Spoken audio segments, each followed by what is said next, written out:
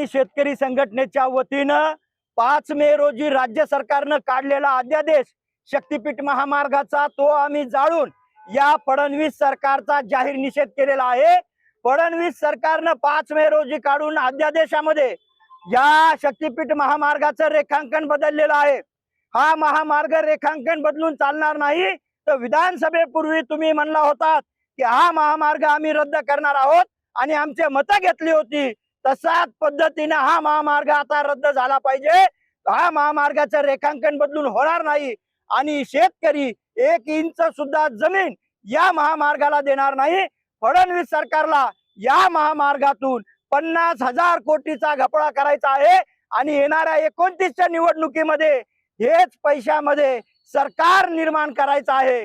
म्हणून जिल्ह्यातले आणि राज्यातले शेतकरी 1 इंच सुद्धा जमीन या शक्तीपीठ महामार्गाला देणार नाहीत आणि आम्ही उद्ध्वस्त होण्यापासून वाचणार आहेत।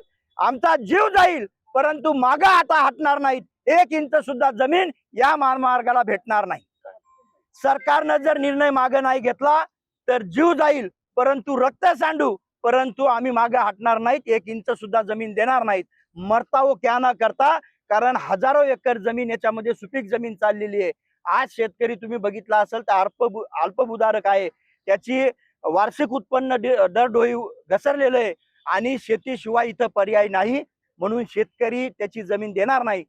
असंही मरणं आहे तसंही मरणं आहे, जमीन गेल्यावर बी मरावंच लागणार आहे, त्याच्यामुळे लढून मरू परंतु 1 इंच सुद्धा जमीन आम्ही देणार नाही। तुम्ही जर बघितलं तर वसमतच्या आमदारांनी मुख्यमंत्री देवेंद्र फडणवीसांना पत्र दिलं होतं की हा महामार्ग नांदेड वसमत असा वळता तो पूर्णाकून न येऊ देता तो औंढ्याकून आणावा आणि त्याच्या एका पत्रावर हा महामार्ग बदलला, रेखांकन बदललेलं आहे। जर मला वाटतं एका पत्रावर आमदाराच्या बदलू शकते तर बाकीच्या आमदाराच्या बुडामध्ये दम नाही का? त्याला फडणवीसने निवडून आणलंय का लोकांनी निवडून आणलंय? लोकांचा या महामार्गाला विरोध आहे आणि आपल्या सगळ्याच्या माध्यमातून या आमदारांना आम्हाला सूचित करायचं आहे की जर एका पत्रावर महामार्ग बदलतो, रेखांकन बदलतंय, तर तुम्ही सगळ्यांना आवाज उठवा आणि हा महामार्ग रद्द करण्याचं आव्हान करा। हा महामार्ग रद्द झाला पाहिजे, अन्यथा तुम्हाला इथून पुढे तुम्ही भविष्यात आमदार राहणार नाहीत, फक्त पेन्शन सुरू राहील।